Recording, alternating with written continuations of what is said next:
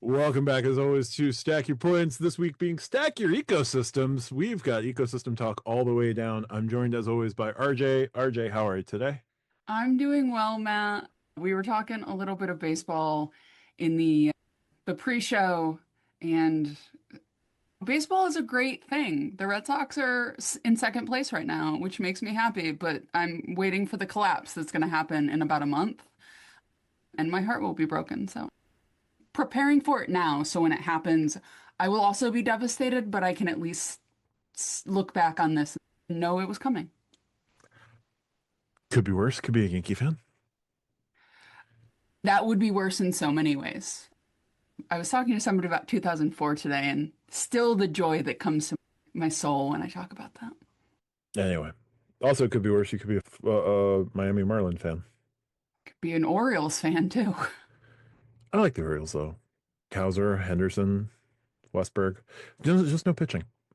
Anyway, I hate the Miami Marlins with a passion of 1,000 burning suns. It's the third biggest team I hate in the National League East behind Atlanta and Philly. But the Marlins killed me as a child, and F the Marlins. F them fish. Anyway, so thanks for baseball talk there briefly. We're also joined by Lonnie from the Call Me Lonnie YouTube channel. Lonnie, how are you today? Ooh, I'm gonna have to bow out of that question. I'm just kidding. Uh-oh. I'm feeling good, looking great. You know how it is. When Lonnie's bowing out of how you doing today, we're having problems. That is not my free bow out of the episode. I will save it in my pocket just in case for later. But no, I'm just playing around. We are doing well. And RJ, I'm enjoying my first iPad I've ever purchased. It's actually nice. not that bad. Which one did you get? I got The Air is nice. The 13 or the 11? 11 because laptops, whatever. Yeah. So I wanted the smaller screen. But I did not go with the Pro because it was overpowered for what I actually needed. And I was smart enough to realize that. See? Apple has an amazing ladder. I will give them that. Like, it annoys me as a consumer, but it's brilliant how you can just walk yourself right up that ladder from a mini to a 13-inch Pro real quick. It's all marketing. It's all marketing. It's PT Barnum popcorn pricing. It's amazing. You don't fall into the trap. They're very good at getting you to depart yourself with your money. And finally, we're joined by Kid Kat or Craig. Craig, how are you doing today? I am doing all right, despite the Phillies getting stomped, absolutely dog walked. Doing well. I do now have a question about this ladder in question. We all know somebody who would be very interested in either a physical or imaginary ladder. So we'll need to discuss that in greater lengths. He has a question this week, too. Yeah. Ladders all the way down. Also, I can't respect an organization that throws batteries at Santa. Santa deserved it. And for those of you that don't know, Santa came very well intoxicated to the field and was mean to the children. So the good people of Philly threw batteries at him and beer glasses and lots of other things. And a woman pulled a 22 out of her wig. Oh, okay. Philly's great. Just for those of you who don't care about baseball, don't know about baseball, Veterans Stadium, the Philadelphia Phillies' old stadium before their new Citizens Bank Park, had its own jail. It's true. Baseball is amazing, guys. It really is. Had its own jail. So, anyway, as we like to do, we'll jump into questions because I can't rag on Philadelphia that much more. Although now I need to go down to Philly for a Denick sandwich. Anyway, let's jump into our questions. That would be our first question comes from JFO1833, who asks, with the U.S. Bank Altitude Reserve changes, I may end up in 5 different transferable bank ecosystems and built. My current approach is to maximize multipliers and have my points widely distributed so I can take advantage of issuer-specific transfer bonuses, but this, of course, risks not having enough points in any one currency for a unique transfer partner. How do you all manage multiple ecosystems, or you just focus on one?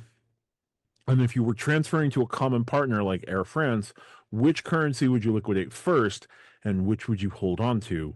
This assumes US Bank gets you Air France. Craig, I'll throw to you as first a US Bank Altitude Reserve holder and somebody who has a couple of different transfer currencies. Yeah. So one, I will say, even prior to the US Bank changes, we were planning on downgrading that bad boy. It was supposed to be a simple to use card for player two. Fun fact, player two does not like mobile wallet. Just is not helpful for her. And so we found that out about ourselves and just isn't a good fit. I will also say this, and this is probably unconventional, but for the most part, I will say multipliers really don't matter unless you are spending a huge sum or you are working in a currency that takes a small amount of points, like a Hyatt, or in some cases, for now, AA or Alaska. But I think you're better spent just keeping it simple. So I do have a few currencies right now. We have Chase, Amex, and Capital One as our main, with Wells Fargo cards just randomly floating around there. But I'll be really honest, probably 80% of our spend goes through American Express. And that's just because right now we have two gold cards and 80% of our spend is on food. For me personally, if I'm thinking about how to manage multiple ecosystems, what do I want? And now that we're really downsizing our portfolio, and that downsize will make the final step once we figure out what Amex wants to do with the Platinum. Keep it simple, right? I like Hilton's. I like Marriott's, unfortunately, but it's a fact of reality. For me, can everything, I don't necessarily worry about transfer bonus. It is nice, right? Like people will tell you never transfer points without a transfer bonus. That's just not possible, right? If you want to take a flight, book the flight. Don't worry about it. The extra 10% can be nice, but if you're not transferring a super massive amount of points, it's okay. It is okay to say that I missed the transfer bonus and I still transferred miles over to KLM or Air France. Realistically, if you're trying to transfer over to Air France, I would say your best bet is probably Wells Fargo, right? It is zero annual fee or 95. You have a wide amount of multipliers. If you want to have something that adds in a little bit extra for groceries, get a no annual fee venture card and a safer one. But specifically for Air France, I think that Wells Fargo is probably your best bet. You have the highest amount of card multipliers and the highest amount of subs that you can get for the lowest amount of money. But yeah, that's it for me. Thanks, Craig. Yeah, with Air France and specifically like Air France or the Avios programs, I would liquidate Wells Fargo first. Just it's going to be the easiest and like it's going to be your lowest, probably your lowest point totals. Lonnie, how would you approach this? I like to consider myself having concentric ecosystems where basically, yeah, where it's not necessarily the points or the point values themselves, but more or less the place in which I'm going to use them. And so for me, everything revolves around, let's say it together, picking my partners. So in my case, obviously United, and then my three hotel options or my three hotel choices, Hilton, Marriott, and IHG. Now, when I say concentric, what I mean is I can either go direct because I have all those cards as direct co-branded cards. I also could transfer from Chase or Amex or Bilt to any of those when I need to. But then there's the travel portal option as well, where I can use FHR, I can use Chase Edit, I can use United Hotels. In short, no matter where I earn the points or miles, I can get them where I need them to be. And it's not always a one-way street. Like I can take Marriott miles and transfer those to United, those types of things. And at the same time, it's not just how I use those points, it's also how I earn them as well. So even when you've heard me talk about shopping portals and the different stack variations that I use and create to earn all my points, all of those fall into that same thing. Is it a United shopping portal? Is it Rakuten with the rewards coming in Amex MR points? Is it United mileage plus X app? All of that. And so I am very concentric around my set of partners in which I'm going to use. So that way, no matter what path I choose to redeem them, I can always redeem them. There is more than one exit strategy for every single one of the points that I have, no matter what bank or what program it's a part of. Makes sense. And for those who are members of your channel, you go into a couple other ways that you maximize your point stacking and your point earning capabilities. Oh, I went really heavy on one today. Yup. I went almost half an hour on just one today. Yup. You learned today. Yes, we did. Aren't already become a member of the channel. I really want Lonnie to get one of those professor jackets and just be in a chair with the bubble pipe. I feel like that is who you are in your soul, sir. With the tweed elbows? Yes, Oh, yeah. exactly. That would be fantastic. RJ, how do you go about these things? I have one actual bank currency that I use right now, which is Amex. Everything else is a co-brand because I know my partners. There is no conceivable world that I'm not going to stay at Hilton in the next 3, 6, 9, 12 months. There's not. I have 700,000 Hilton points right now and change. So I'm good for a while, but my catch-all is my 5X Hilton card. And it's not my 5X Hilton card because I'm trying to rack up Hilton points. It's because I'm going to spend them.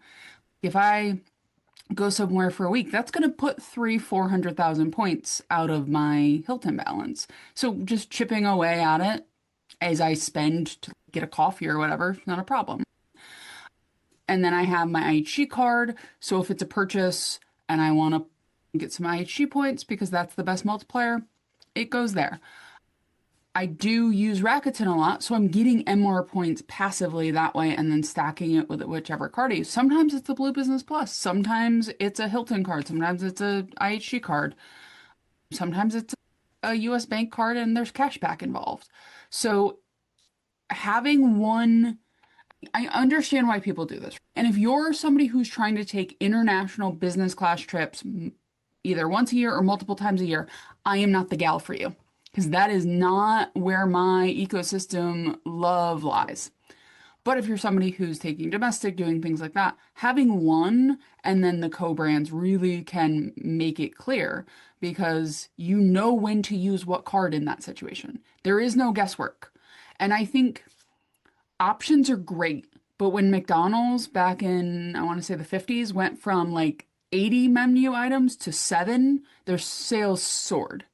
And that's because if you give people too many choices, they can't figure out what to do. If you give them a cheeseburger, a hamburger, a fish sandwich, and some nuggets, they're going to figure out really quick what they want. And I think part of this game is just being there's opportunity there, but no, just no. And figuring that no out and where everybody's no is and where your no's are is the biggest part of this game. Because yeah, I could go into United and I can go into AA if I really wanted to. Both fly out of my home airport or Southwest, which is a no. And I could go there. And there's value. There's really good value in both of those programs. I have 2 of the people who find really good value in both of those programs sitting in front of me tonight. But for me, it is so much easier to just use Delta and to condense there because of Amex. So figure out your no's is as much a thing to live by is pick your partners, and they very much go hand in that respect. So 5 is a lot unless you're doing something like Avios where you're just hitting Avios from every different angle. But if you're spreading those points out so much that the bonus really doesn't benefit you anyway, it's not really going to help. So that would be my 2.5 cents. I'll give me the 5x multiplier to make it 2.5. I'm also going to say, RJ, I think you really undersell yourself. Your setup works for an international crew also. Yes, but I don't ever look at it that way. So I have lucked into an international setup that I will never use. Fair enough. Makes sense. Yeah, five is a lot. Maximizing the multipliers. It is the same game of whack-a-mole as trying to hit as many welcome offers as possible. It is just a different flavor of whack-a-mole. The best return on spend is always going to be welcome offers. But when you get to the point of running out of welcome offers, yes, you now have to start playing the multiplier game.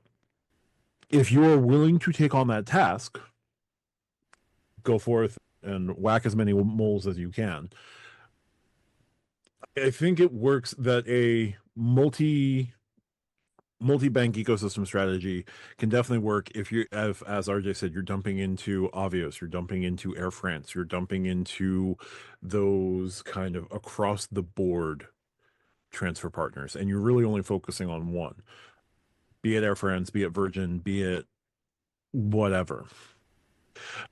The other opportunity that you should be looking at is the name of our podcast, and trying to make whatever purchases you're doing stack using either a shopping portal like Rakuten, like Rove, and I will pitch Rove where possible. You're not gonna get the same huge earnings as Rakuten, and yes, it's a new company, so I can't vouch that it's going to be here in 5 years necessarily, but there is opportunity there.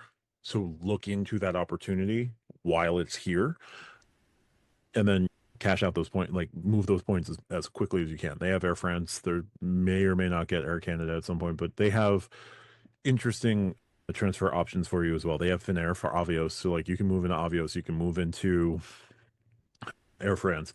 So look into Rove or Rakuten as the big ones.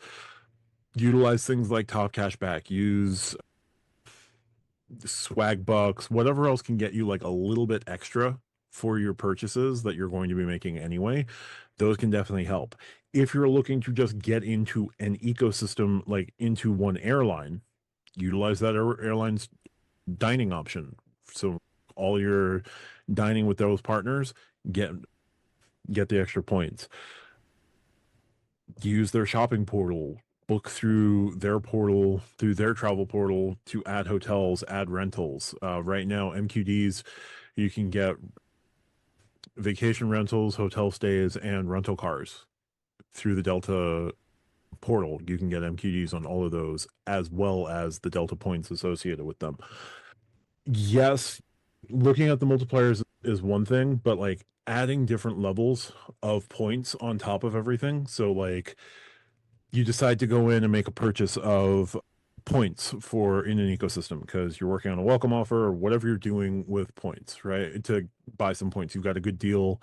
There's the weekly buy Hilton honors points with a 100% bonus. Buy IHG points with 100% bonus. You go in, you buy a few thousand. Do that through Top Cashback. Get an extra 2.5% on top. Like when Cashback sends you money, you can now put that money aside for the next round of point purchases or whatever else you can do with that amount. But use some extra tools to help those purchases, like help extend the range of those purchases a little bit more. If you are looking to if you decide to jump into AA or Alaska, both have shopping portals. Both allow you to earn loyalty points now through American Airlines has loyalty points. Alaska, I don't know what their status points are going to be through the shopping portal necessarily. I don't know if you can earn those as easily through the shopping portal, but you can build relatively large pools of points just using the shopping portal for purchases you're going to make anyway, right? Shop through Chase. You can use Chase, like your regular Chase cards. Chase has its own shopping portal, and they have some pretty good deals in there as well. Yes, try to maximize as best you can. I absolutely respect the idea of maximizing and not trying to get a welcome offer every 3 weeks. Not all of us are Filmo. But if you're pushing for this, pushing to maximize as best you can, a 2x card and an extra multiplier on top, be it mileage plus X, or the mileage plus shopping portal, the advantage shopping portal, Simply Miles if your flat 2X card happens to be on the MasterCard network, or you have a branded MasterCard that you can do 2X on, or you have your Bilt card tied into Simply Miles and you use and you do $500 purchases on rent day, so you get 1,000 Bilt points and Simply Miles on top of that. There's a bunch of different ways to look at it, that you don't just have to rely on maximizing multipliers. Now, if you're going to transfer into a common partner, I would go from least important to you points to most important points to you. So right now, my two big I have three big transfer pools that I have. I have American Express, I have a Chase, and I have Wells Fargo. If I'm going to go into Air France, I'm going to move all of my Wells Fargo points into Air France first. After that, probably then American Express, and then Chase is my highest priority points that I'm looking at. Those points would go into Air France last. Actually, my Rove miles and my Bilt points would probably go into Air France before my Chase points. But if you're going to have a system where you're going 5-6 banks deep or 5-6 transfer partners deep, prioritize your lowest value to you points to be the ones to start that pool with your airline or common partner of choice, and remember what your rules with those are. Like Wells Fargo, you can transfer as little as a single point. Chase, you do by the thousands, and if you're Bilt Blue, you've got to do 2,000 at a time. So just keep that in mind. But I respect the maximizing multipliers, but try to find some ways to make your life just a little bit easier. And join Lonnie's channel because he gives you some extra ways today to do it. I'm proud of you, Matt. You said a lot of things that make me happy. Learning from the best. There's new things popping up every single day. Absolutely. I find new stacks and I'm like, didn't know about that. Didn't know that worked. Oh, we might have to make that a members only segment. What, go over all the stacks? I don't even think I can memorize them all, or we had enough time for that. We would literally just, here are my top 10 or top 5 maybe, because we're going to do the BuzzFeed list, the listicle in video form of just GIFs of different stacks. Just have the guy do the money. Money gun. Yeah, that's really bad to mime. Anyway, we'll talk about it. Thanks, JFO. We'll move over to our next question. It comes from RP2048, who asks, with the nerf of the portal multiplier on the Chase Sapphire Reserve and Chase Sapphire Preferred from 1.5 and 1.25 to random, up to 2 and up to 1.75, does this open the door for earning in different ecosystems like Wells, Citi, Capital One, etc.? For this, and I know it looks like we're going in a particular order, and I don't mean for this, but Lonnie, I'm going to start with you on this one just because you have the most experience with the edit so far, and I think you're not going to have the let's go different places just yet. Yeah, so when I read this question, I'm actually looking at it in two separate ways. So the first is on a surface value, and no offense, I'm going to repeat the question, but because of the travel portal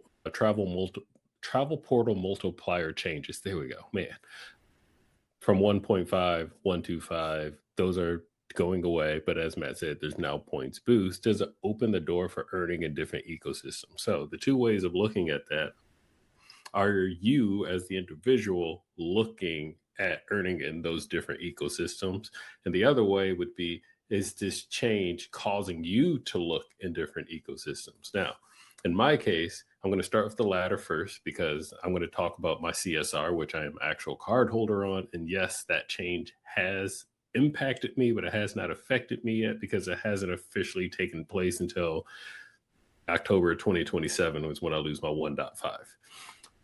So in short, no, I don't need to look anywhere else at the moment because it still works.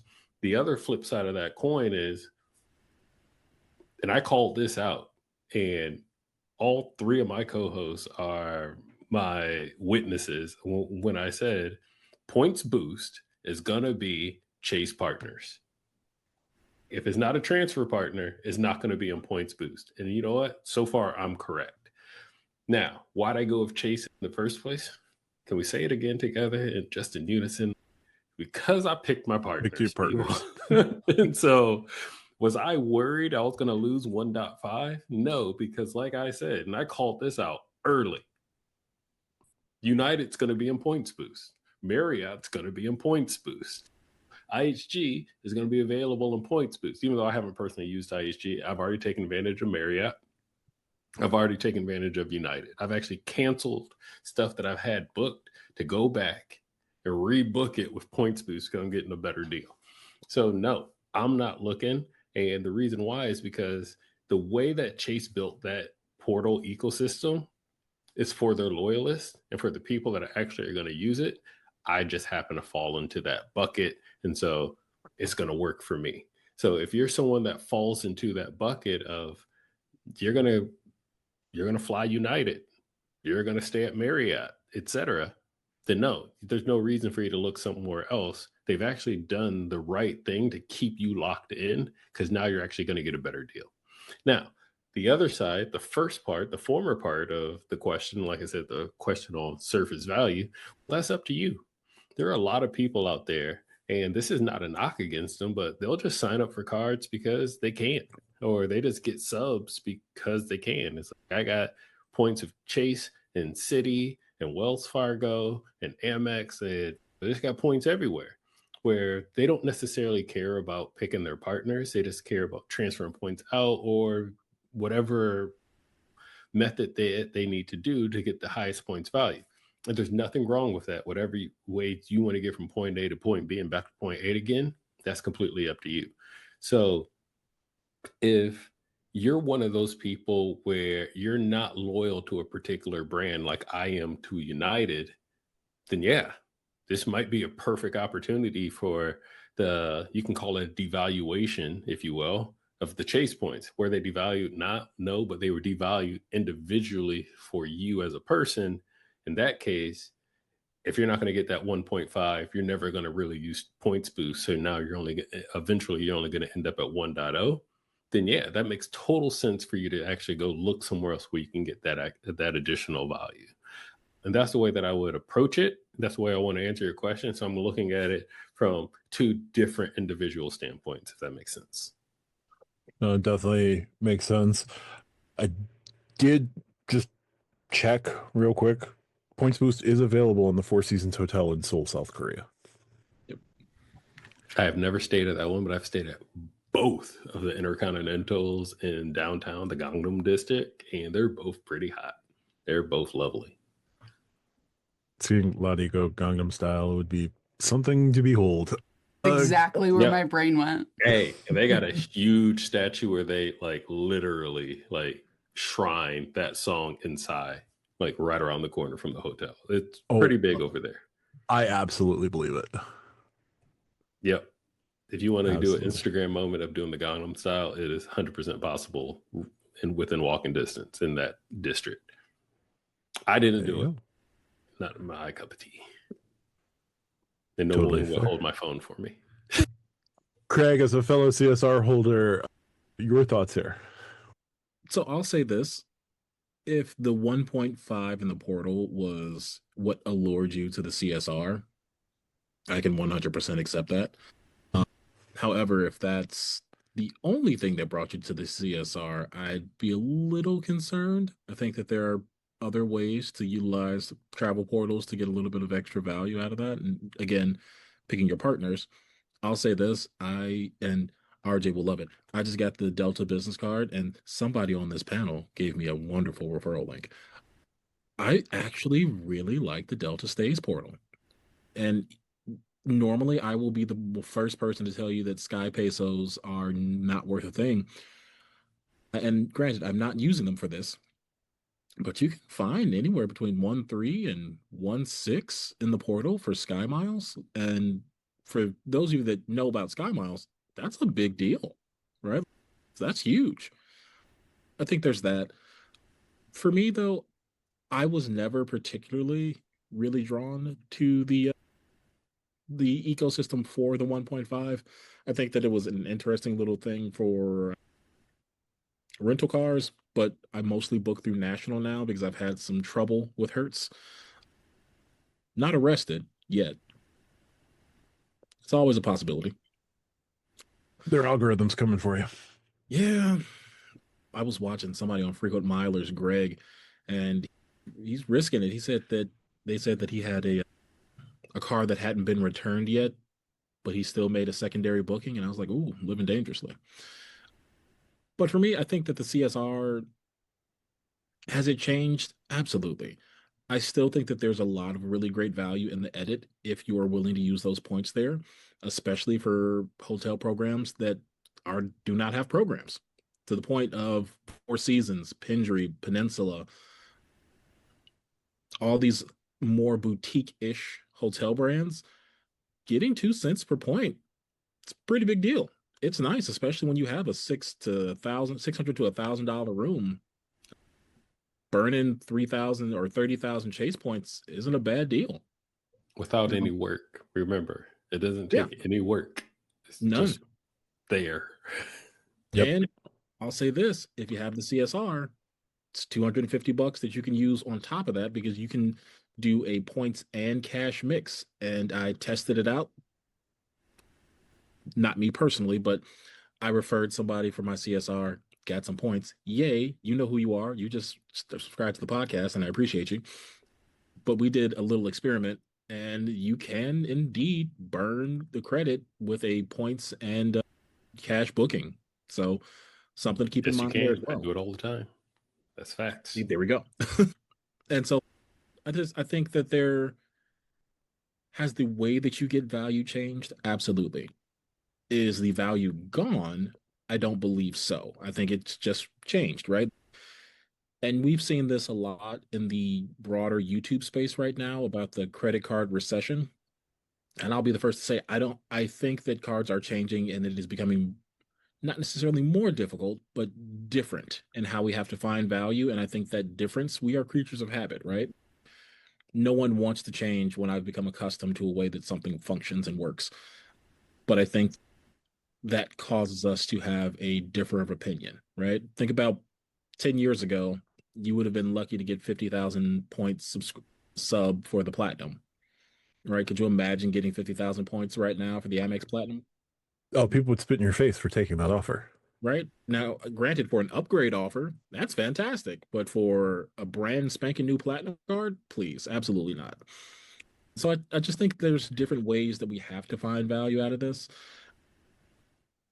Again, if this is you just want to keep it simple and not worry about the multipliers and say, hey, I just want to make sure every single booking that I do is 1.5, whether it's a AA flight, a Spirit flight, if I'm staying at the Roadway Inn in Kalamazoo, Michigan, right? I get that. But I'll also say, give it a chance, give it a shot. I think that for Talani's point, if you aren't working with partners domestically or more luxury brands, it is a big hit.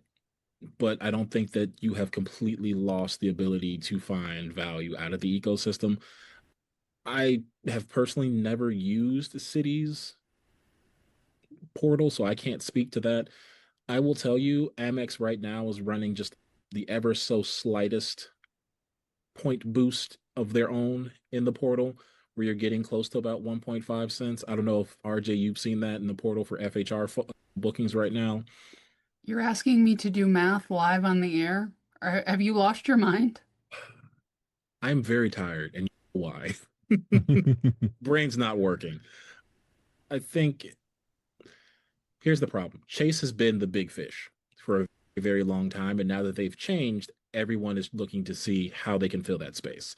So I wouldn't be surprised if we see some point boost for normal bookings across the other ecosystems, but you have to ask yourself, is that worth your time? And is that going to be a mainstay, or is that just a carrot to allure you into a new ecosystem?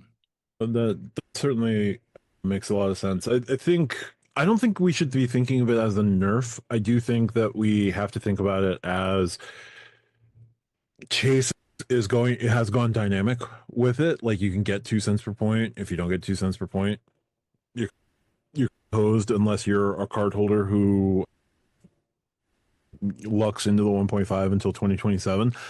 I have a sneaking suspicion that might change if things seem to be going the way that they seem to be going at the moment with Chase. I get the feeling that they're not hitting the numbers they want to be hitting to start. And we've got to get at least another quarter of data before we hear anything. But you might hear sometime in 2026 them maybe saying, we'll continue to do points boost, but we're going to give a higher floor for these cards. Not guaranteeing it, but I will speculatively say, I think that might change sometime in 2026 before the deadline in 2027 for those who are grandfathered into the card. But going with the portal nerfs and the changes to the dynamic, US Bank already does 1.5 in their transfer portal.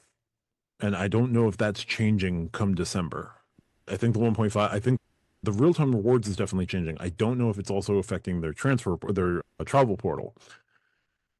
That wasn't a big reason to get people into US Bank with the altitude reserve. Like real-time rewards was a big thing, but the travel portal, less so.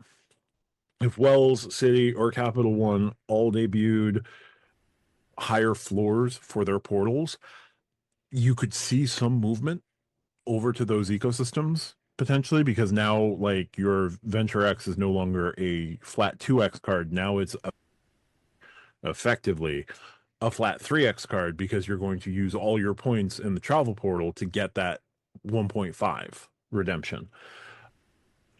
Or that is the hope that you would do, right? And Capital One would eat that just because now you're using their portal, they're getting the commission, they're gonna jive with that. But unless another ecosystem gives you like a flat guaranteed 1.5, I don't know how much it's going to move things. Like there are going to be two sets of people. There are going to be the folks like Lonnie who are going to dive into points boost. I'm looking at some points boost properties right now. You could get 3 nights at the St. Regis in Washington, D.C. for less than 160,000 Chase Ultimate Reward points. You can get 3 nights at the Hayes Adams, for less than 200,000 points. Like these are top end hotels in Washington, D.C., and you're getting the guaranteed 2 cents per point.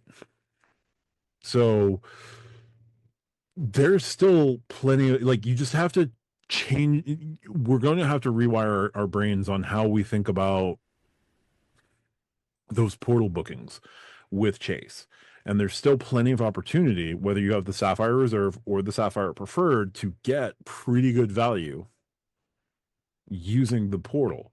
It's just you're not getting that flat 1.5. Now you have to look for the 2s, but the 2s right now are pretty readily available. It's going to be a question of in a year, how many 2 cent per point bookings are there going to be? Does American Express look into changing their portal to give you higher redemption options and with their direct partners, right? So are Conrad's and Waldorf's going to be 2 cent per point in FHR? Lonnie'd sign up for that. Craig would sign up for that.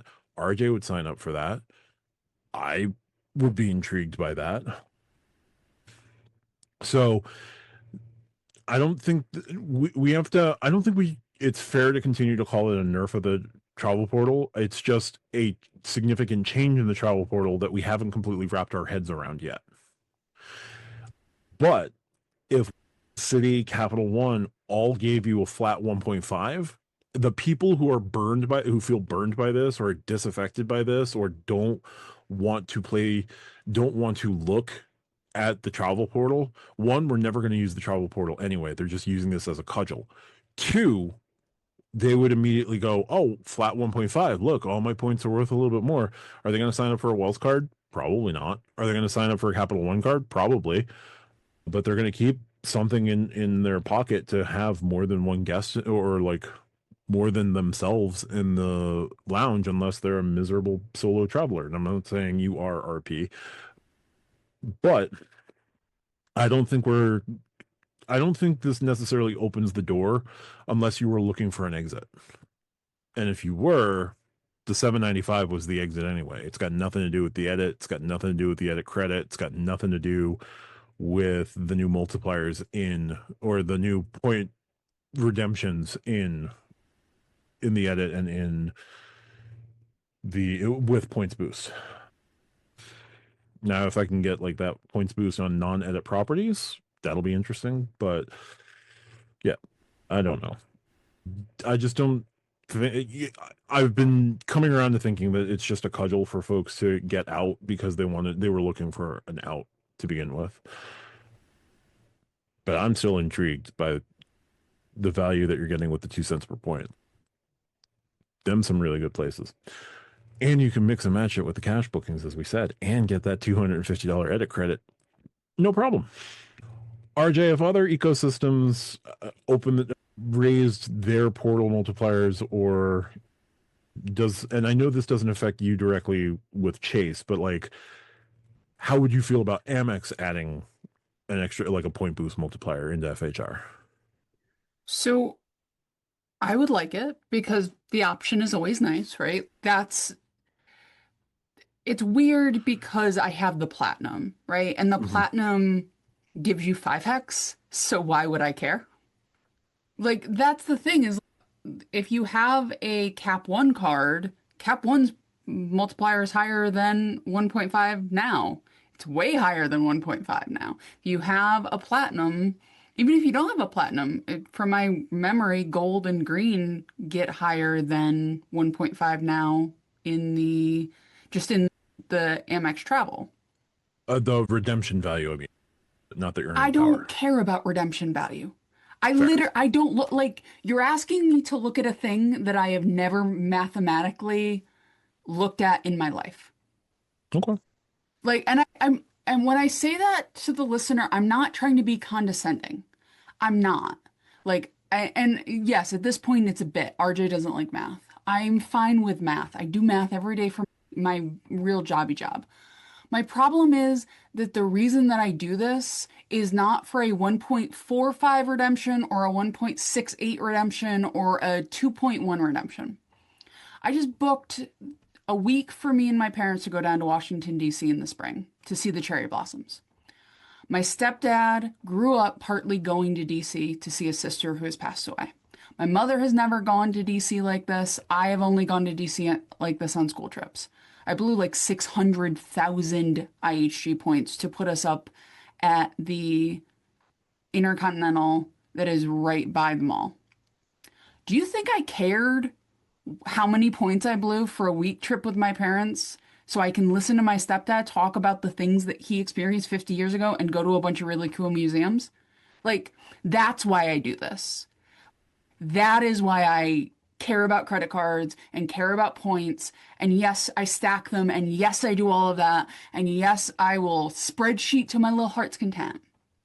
But I don't care about if I got the perfect redemption. I care that I'm doing that trip. I care that when I talk to my mom about that trip, I can see the stress of life melt away a little bit.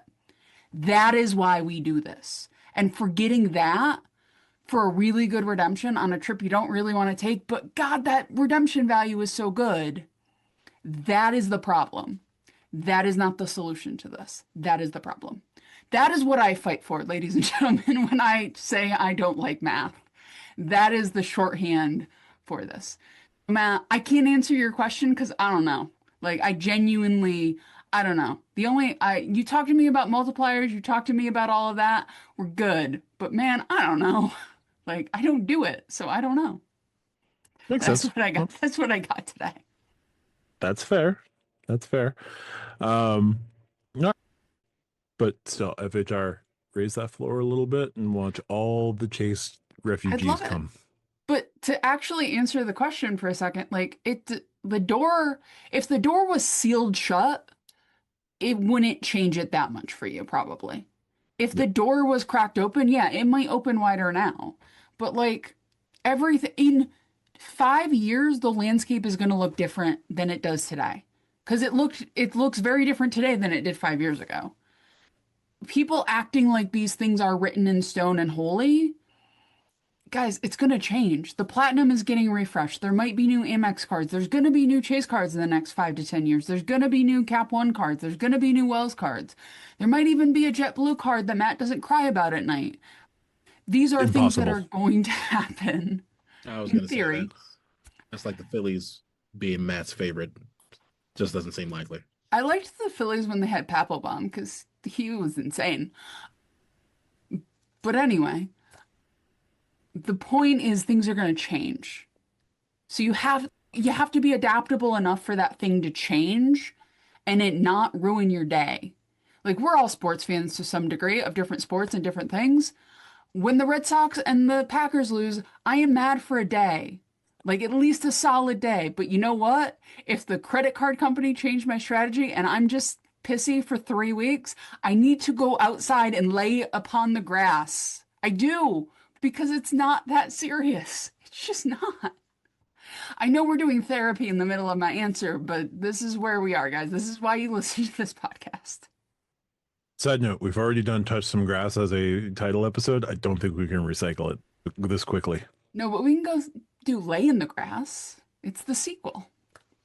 Some people need full body grass laying, Matt. I can't help it. We got a lot of episodes left. Let's just leave the title open, okay? Because we don't know who's going to say what.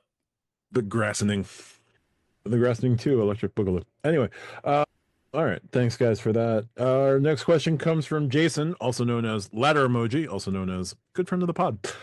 Jason asks, has Wells made their points too easy to earn? Are they scaring away good transfer partners?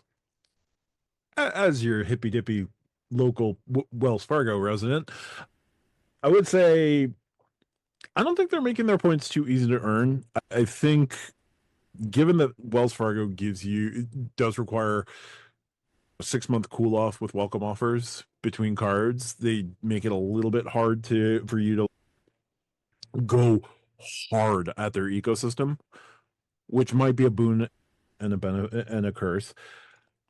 I think their cards are really strong earning cards. The Autograph Journey, 5 times points on hotels, 4 times points on airlines. The Autograph being a general 3x travel and gas card.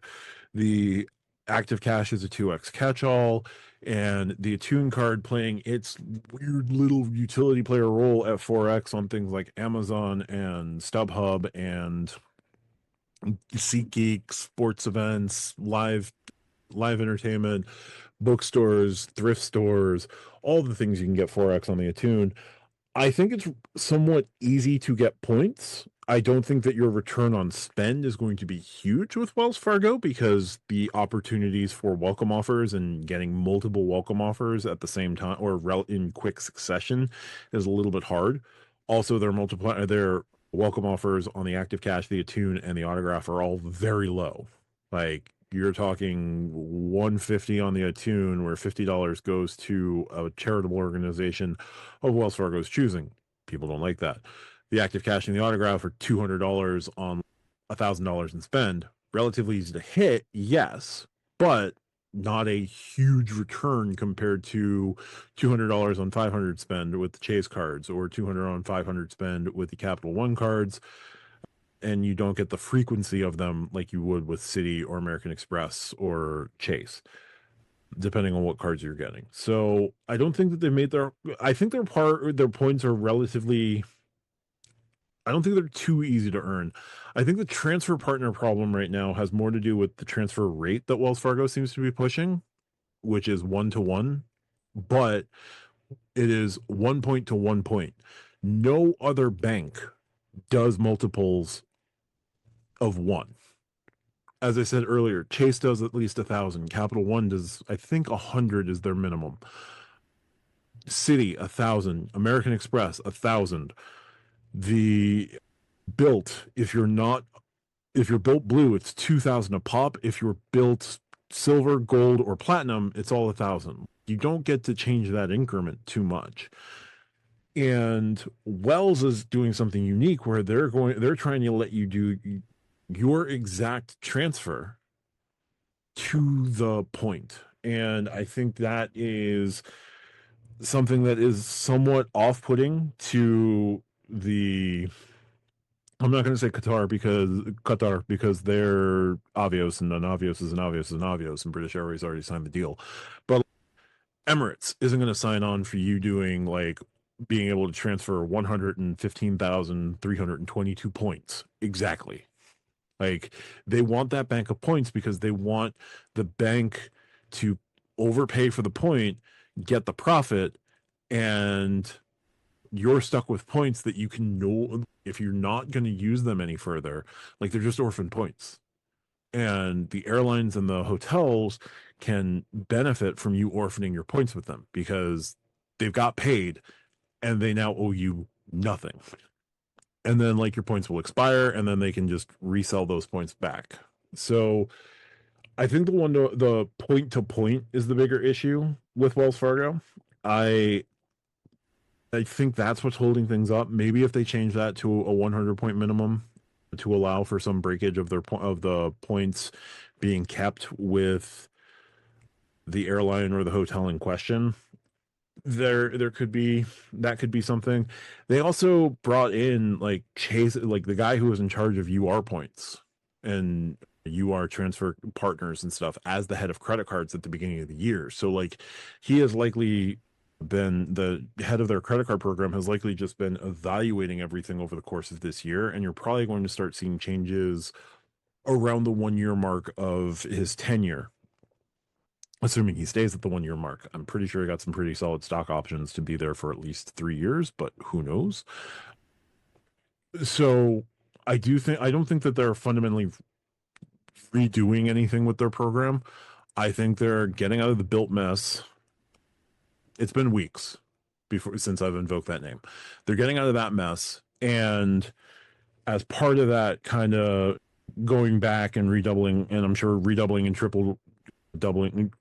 tripling up efforts with various other transfer partners. And then the question becomes, who are they going to get next?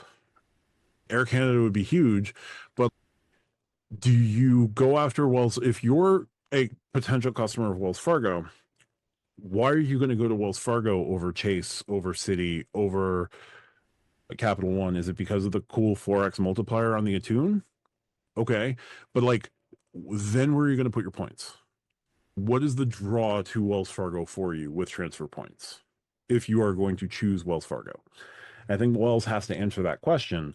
And I don't know if it's Emirates. I don't think it's Emirates.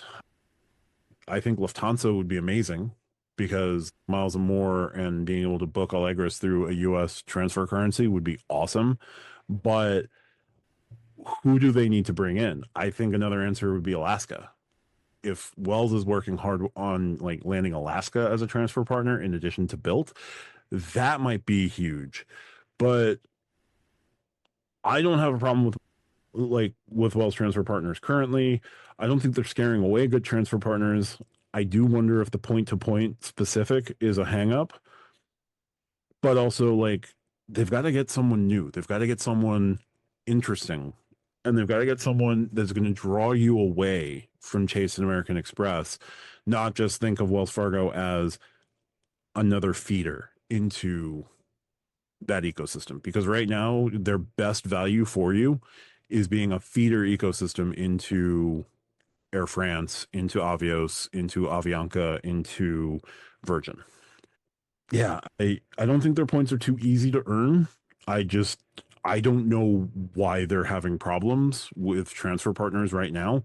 I think a lot of it has to do with Built, and I think a lot of it has to do with they brought in a new person to oversee their credit cards, and that person is collecting data, looking at what the transfer partner strategy was, and maybe the partner strategy wasn't working before he came in, and he's doing something new.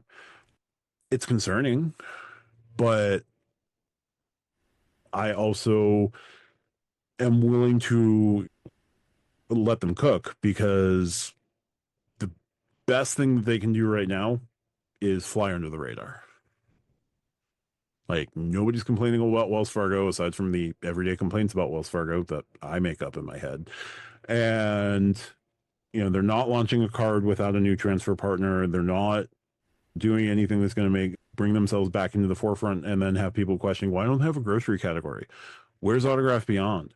What's their next transfer partner? Like, the longer they stay silent, the better they are going to be equipped to get it right, whatever it is. Yeah, I don't think that their points are too easy to earn. I have no idea what's going on with their transfer partners. For TLDR.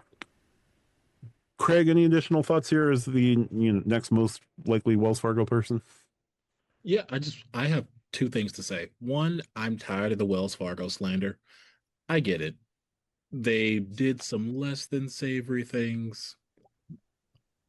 I think this is not slander, this is not libel, but I believe that many financial institutions, none which I will name directly, have made very similar but not caught mistakes. And this idea that they just don't have the partners that I want. If you're not RJ or Lonnie, and you mean that you are truly locked into Hilton and Delta or United and IHG, Marriott, Hilton, or any of the other number of those, or Hyatt, which again, I'm going to say this, if you are purely a Hyatt person, I love that for you. That is awesome. I can never find one that's anywhere near where I need to stay. It's just me.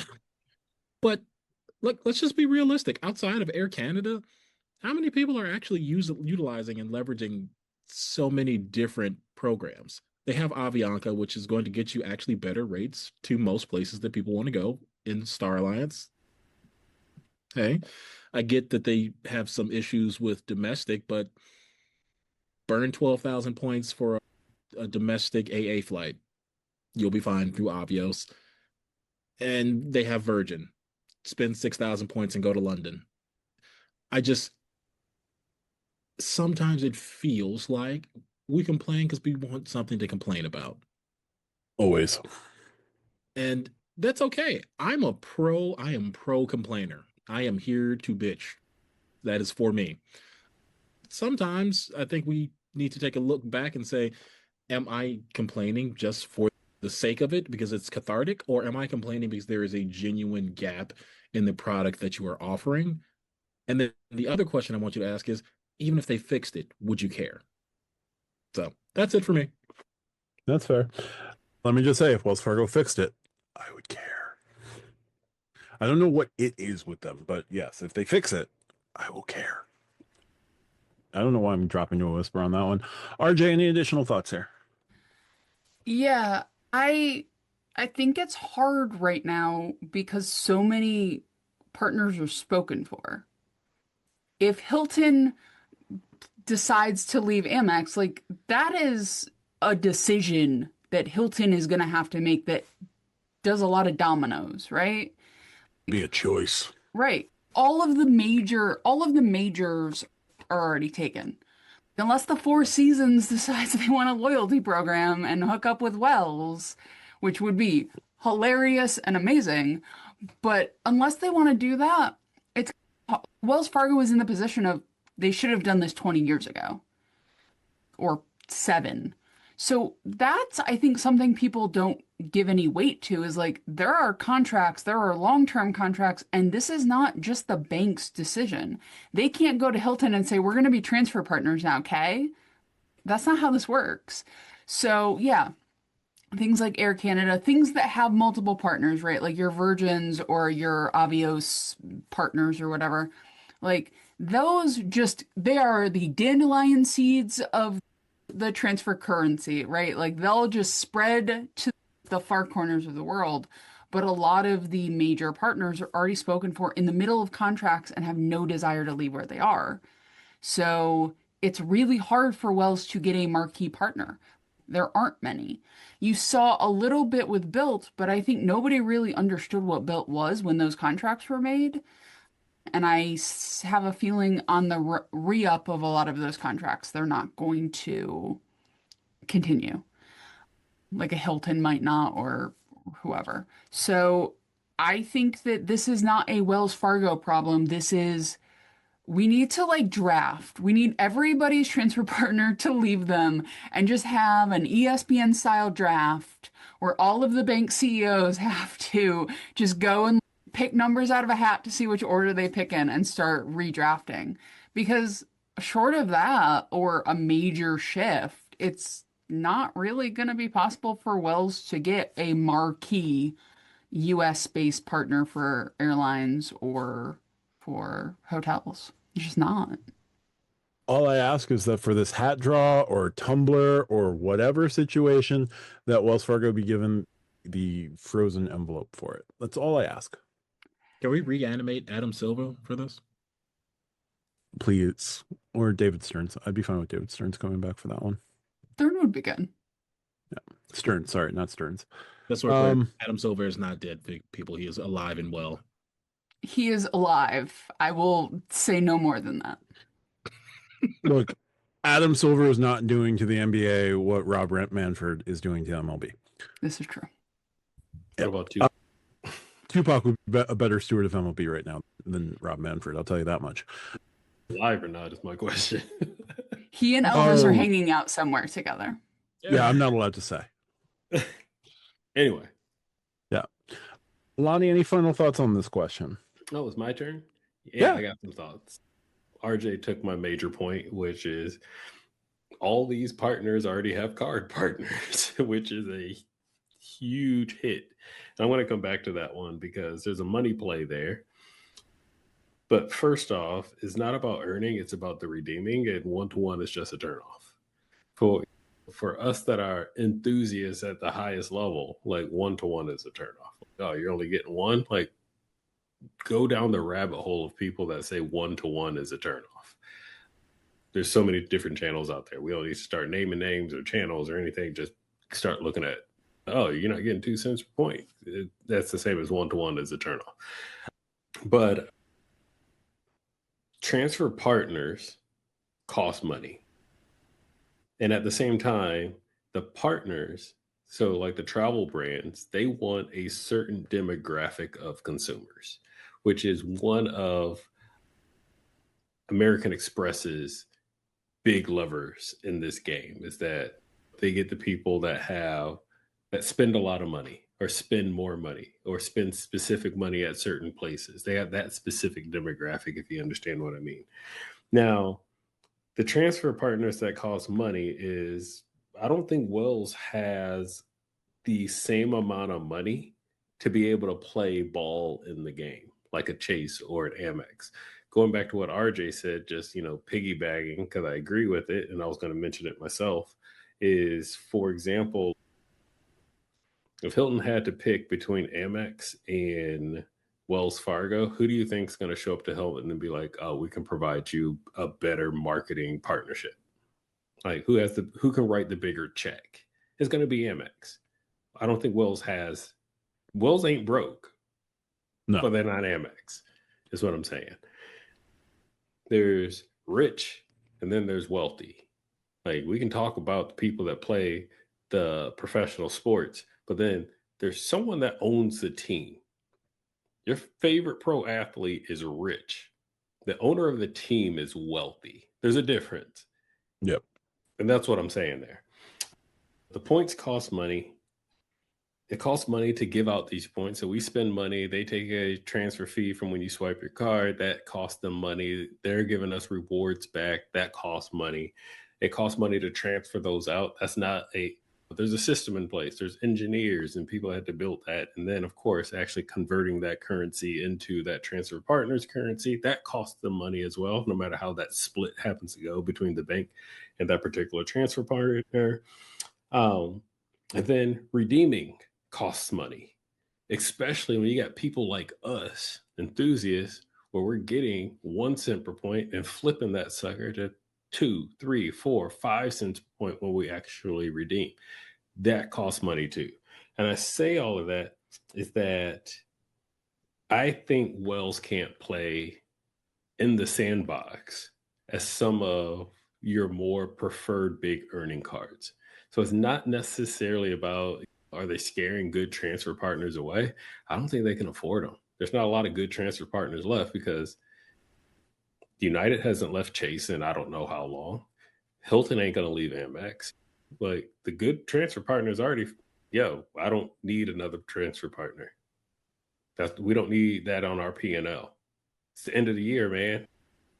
You want to add a new line item to our tax? No, we're good on that.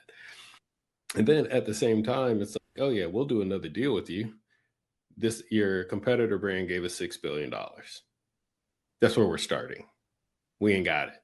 Well, we just lost money on Built. We ain't got it. All right, thanks for coming. Feel free to take a can of soda home with you if you want. But so it's not necessarily are they scaring them away. I just don't think they can play in the sandbox. The problem is Wells only put out RC Cola. I hate you, Craig. There's the title, RJ. Yep. No, and that all makes a certain amount of sense. The one thing that we'll probably see from, I think Wells is going to get more transfer partners soon. I don't know how soon is soon, but I will say that since Wells got the asset cap lifted in the beginning of June of this year, like you're going to start seeing a process where they're going to start looking to gain more assets, and with those assets be able to buy in and get more transfer partners over time. They've got what they've got now. They've got the basics. They can cover a lot of your needs. You don't need to be at the Kimpton. You can do just fine with an Ascent or Cambria collection from Choice, and you're going to get 2 cents per point. Those are my options. I need to be at the Kimpton then. I'm across the hall with Lonnie. No. All the bougie people over here on to the left with me, please. Fine and good are not the same thing, Matt. And that is title option number 2 for you, RJ. I love when we break Matt live on camera. It's my favorite. We're going to leave it in the edit, too. It's because he's got a Cubs hat on. That's the whole issue right now. He's off his game. Send me a White Sox hat. I'll wear it. Honestly, Matt, I will. You send me a White Sox hat, I'll wear it. Send RJ some stuff. I will send you a White Sox hat.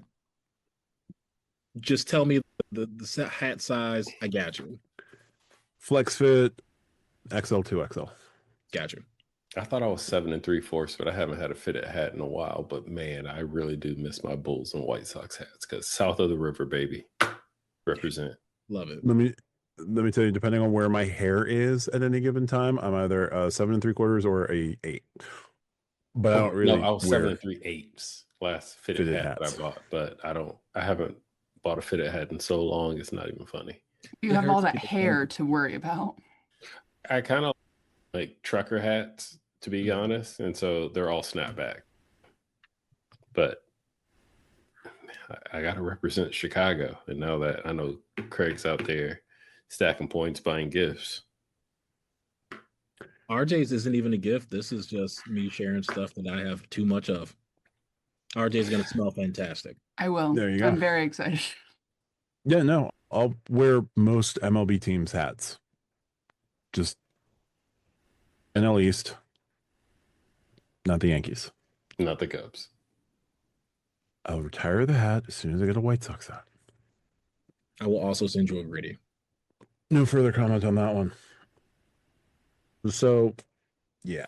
Anyway, asset cap getting lifted. We're going to see it's going to take a year, at least a year, for Wells Fargo to make some serious moves from the asset cap.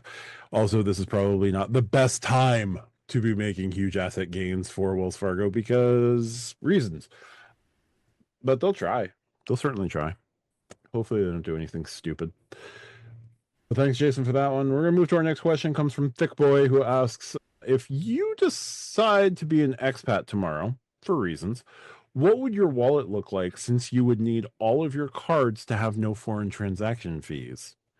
I'm going to go to the least international person on the panel.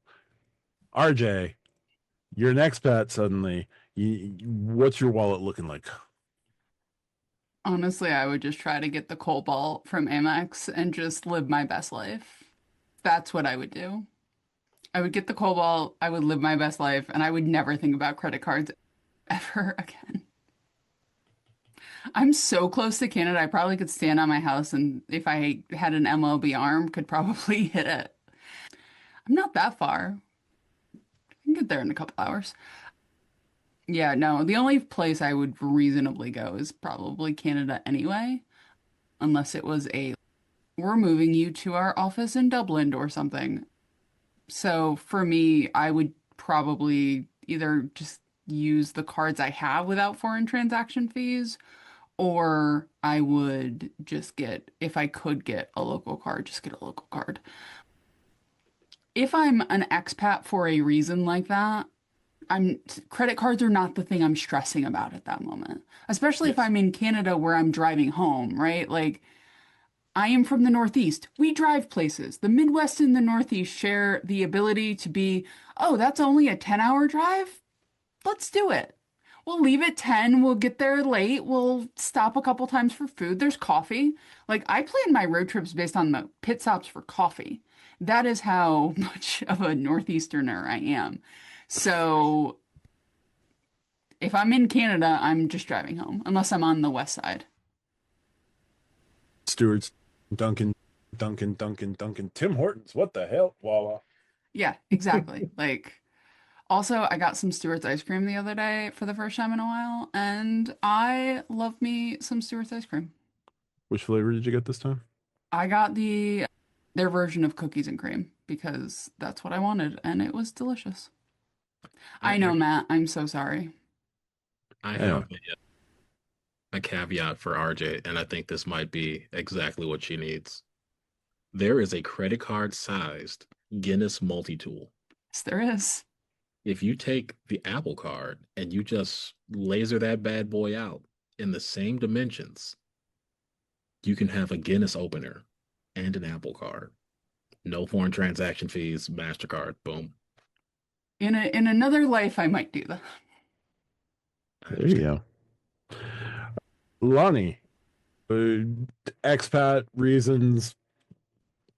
What's your wallet looking like with no foreign transaction fees? I'm going to switch to an international or a local card as well. One, because eventually you got to use your American cards in America, or the bank will most likely cut them off if all you're charging them is foreign transaction fees, because that costs them money too, especially when you have a $0 foreign transaction fee card. But the broader reason is, so I have a very close friend who's from Dubai, and I've met many people in my international travels and people that I work with that are born and raised in other countries. And they've all have told me how credit cards are treated completely differently in other parts of the world than they are here in the US, where to us, we all know this is a game. That's why we have YouTube channels and we have this particular channel, because it's a game. Like, we're trying to find loopholes, really. But those loopholes don't exist in most other countries. And it's just like simple and straightforward. And this is what it is. And this is what you get. And it's not a financial thing. It's not a this helps your credit score thing. It's more of just a financial tool, which just sounds nice. So if I can change the game and get out of this and just chill, because I'm expat, not because force versus choice, then yeah, I'm just going to go ahead and be like the Romans when in Rome. I was going to say, build wonderful roads, do some great agriculture. I'm here for it. Mm-hmm. Aqueducts. Ooh, aqueducts are actually really nice. Saw some of those. Yeah. If you are, and to Lonnie's point, if you are an expat, you need to have some type of swipe or payment that is local to the United States. It can be also, and for those that don't know, it can also be a U.S. territory. So Puerto Rico, Guam, U.S. Virgin Islands, Samoan Islands, those also count as well. In some cases, you can use a VPN to get around that. In other cases, it has to be a physical or a digital swipe in that fashion. So I'll figure something out there. But for me, it's going to be mostly revolving around hotel cards and getting status, because I'm assuming if I'm an expat, I'm probably not buying property or I'm probably renting. But either way, I'm hoping that I can utilize hotels quite a bit, because in many cases, depending on where you are in what country, hotel stays are very cheap, especially for long-term hotel stays. Looking up here, Bogota, Colombia is a fantastic place. My wife speaks fluent Spanish, so that is somewhere that we could possibly look to go habitate. You can do 6 months at a long-term rate in one of their Hiltons, $53 a day. And that converts over to USD. But so for me, it's going to be the Aspire, the Brilliant, IHG Business, Premier, the Choice card, and this is where people forget, Choice has a pretty robust offering internationally in Southern America, Caribbean, and East geography, Western Europe. And then I'm also going to go with the Business Earner card from Wyndham. Outside of that, my catch-all card's really going to be revolving again around those hotel cards. So I'm utilizing a Surpass product, changing that into an Aspire to get those 2 free night awards from Spin. So at the 15 and 30K mark, then again, a third for the actual just holding an Aspire. And then I'm going to be having an Atmos, the Atmos Summit card. That is the newest card in my setup right now. And I think from a foreign transaction point, anything past that $30,000 mark is where all that spend's going to go. And just for sake of having a little bit of points flexibility, I might have a platinum card as well. So if I'm not spending on the Atmos card or not booking a One World partner, anything on that is going to be on the platinum card. And also, say what you will, it is nice to have the Centurion lounges, even if they are not the nicest lounges internationally. It's nice to have those, especially if you're flying, let's just say, economy from Chile to Mexico City, right? That's a 4-hour flight, a little bit more, a little bit less. But there's a Centurion Lounge in Mexico City. There's a Centurion Lounge in Frankfurt, Paris, London. There are Centurion Lounges enough around the world that you can get access. You're going to get that Plaza Premium, a nice priority pass. And so it really covers me for the rest of those items. Granted, again, if I'm flying One World, I already have One World Emerald, so lounges galore. But for anything else, I think that really works in for me pretty well. And so, yeah, hotels, one, my Atmos, just getting that in, and then the Platinum, probably, hopefully, you knock on wood, utilizing a VPN to get my 1 year in US purchase, or just fly to one of our US territories and swipe my cards. Call it a day. Certainly makes a good amount of sense. If I had to go about building a foreign travel wallet, I'm going to use one of 2 cards as my base setup card that would throw all of our long-term listeners for a loop. Either the Venture X or the City Strata Elite would be the, I don't know what this is. I'm going to just use this card because base points. Weird choices for me, I know, but they make a certain amount of sense. City Strata Elite, 1.5 points per dollar on all non-dining spend. Not going to worry about City Nights, although depending on where I am in the world, City Nights could literally be all day. Then I can have a couple of other focus cards, whether they be co-brand cards with hotels, plenty of Hiltons, plenty of Marriotts, plenny of Choice properties. I think the Choice cards come with no foreign transaction fee. I don't remember. I'd probably also carry my Saver card because that 3x dining and 3x grocery, there's no stated US only on those. So those would be solid options to keep in my wallet as well for dining and groceries, which would probably be two of my bigger spending categories anyway. Now, I would also probably have to pick up a local currency card of some sort. Probably credit cards outside of the United States are generally not super helpful. There are cards that are high-end cards that give you lots of perks. Depending on where I've decided to expatriate myself, there's probably an American Express Platinum in the local currency that gives me at least American Express Platinum benefits, like the lounges at bare minimum. So I can get a local MX Platinum card. They're not good earners outside of the United States. They're not particularly good earners in the United States, besides flights and hotels booked through the Amex travel portal, it's worse elsewhere. Like, one of the things that was the genesis of creating this podcast was like going through country by country of the American Express Platinum card. The Australian Platinum card sort of has some benefits. The German Platinum card sort of has some benefits. The Irish Platinum card is a dumpster fire. The British Platinum card is a bigger dumpster fire. I could pick up a local currency card that could at least be beneficial to me. American cards, I would probably be doing the Venture X and the Saver. I would probably be running that combo out of the country. There's space for the City Strata Elite.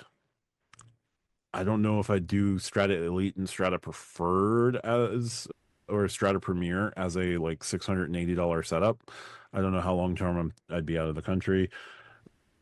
But picking those up, and if I wanted to go deep into Alaska, the Alaska Atmos card kind of becomes folks' default card of choice as well. So those are some cards. Annual fees can get a little hairy depending on what you're doing, but I don't know where I'm settling down if I was an expat, but the Venture X and the Saver is probably my best bet just for common everyday spending with no foreign transaction fee.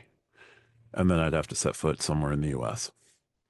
As I think about this, if you are an expat, getting a platinum card could be your pathway into a Centurion card, because they're super easy to get elsewhere. Super easy to get. It hurts me every day when I see someone else living my dream. Thanks, Thick Boy. We're going to go to our last question. It comes from Imagine Wrong from the comments of one of our most recent videos, who asks, if Fidelity got some travel transfer partners, would you buy in? And Craig, I'll start with you on this one. Yeah. So oddly enough, I quite literally just picked up the Fidelity Visa. Not me, but player 2 did about a week ago. And we are using that as just our random one-off card for $5.29, and for was it UTMG, whatever that is, account for our little guy. I think for me personally, it defeats the purpose of going with Fidelity, right? Like that 2% spend, I will never see any of that. All that money is not my money. It is or at least in this case, if you were using it for a Roth or for an IRA or anything else, you'll see it years from now. But for me, I think it defeats the purpose of being with Fidelity. I think that you are specifically using that card to help build up your retirement or build up for a savings for insert blank item that you are trying to get to, whether it's a vacation or anything else. And I think it's really interesting because, that card, it builds on itself 10 years from now. That's no longer a 2% cash back card. That can be, you're looking at 3-4%, depending on how much you spend and how you've invested and the return on your portfolio. So for me, even if you brought transfer partners into the mix, it's not something that I would find myself interested in. Also, there is no referral link here, but for those of you looking for a cashback card, $150 right now with 0% APR, 12 months on the Fidelity. Look for it. No, that is completely fair. And going that account route for those things is really solid. Lonnie, if Fidelity for whatever reason decided to jump into transfer partners, would you jump in? I don't need a Fidelity card. Nope. All right. RJ? Straight. You know what? We're going to keep it short and simple for the rest of questions on this one. Don't need between you two right now. Nope. That was not a stop to you, gentlemen. Stop trying to make everything into a portal. Stop. It's a 2% cashback card. Just stop. It's not what it's for, guys. It doesn't need transfer partners. It doesn't need boosts. Stop. Stop it. I feel like I need to go get one of those nuns rulers from like every movie of a Catholic school and just start hitting people with them. Stop it. We're going to get a spray bottle branded for RJ. See, I was going to go with the spray bottle. Also, yes, the community is cats, and I need a spray bottle to just hit them occasionally. I support it. Honestly, yeah. We need it. Now, let me try to be honest to the question. If they went in, if Fidelity got transfer partners, would I buy in? Probably not, but hey, another avenue for Flying Blue and Virgin and Avios is not a bad thing necessarily. Yes, it is. It is, Matt. Just know you're trying to be nice, Matt. But there are 47,000 credit cards that you can transfer to Flying Blue. We don't need Fidelity to do it too. It muddies what they are. I'll end with this. Fidelity will only do it when Schwab does it. And they have a platinum card. Yeah. Yeah. Sorry for the quick, terse answers, but yep, there we go. We will take this opportunity to shout out our diamond and new members. We have a number of new members from last week's stream. We had a bunch of gifted memberships, so we appreciate everyone who gifted the memberships, and those who had their memberships gifted to them. We would appreciate you to stick around. Our diamond members, as always, are Rex Bleen, Rupert Pond, Double Animal Fries, AP, Keith, Mitch528. Our silver members, brand new or rejoined: Daddy Vroom, Kirby G, who rejoined, Babatize, AS, Mikhail Guevara, FNK Reggie, Mark Holt, Okiwas, Marsha M, Kiki Adventures, shout out to Key, and Brady. We appreciate you all. If you want to join the membership, check out the YouTube channel. If you join the membership through YouTube and you join our Discord, we have a little section there. Jump in, put your status, and RJ will update your little charm in Discord. So we appreciate that. But to check us out, easily join our Discord, check out the channel, do everything you need to do. Stackyourpoints.com, one-stop shop. You can do everything you need to do from there. We appreciate it as always. This has been an adventure of an episode. We will see you guys next week. Thanks so much for watching. We will talk to you soon.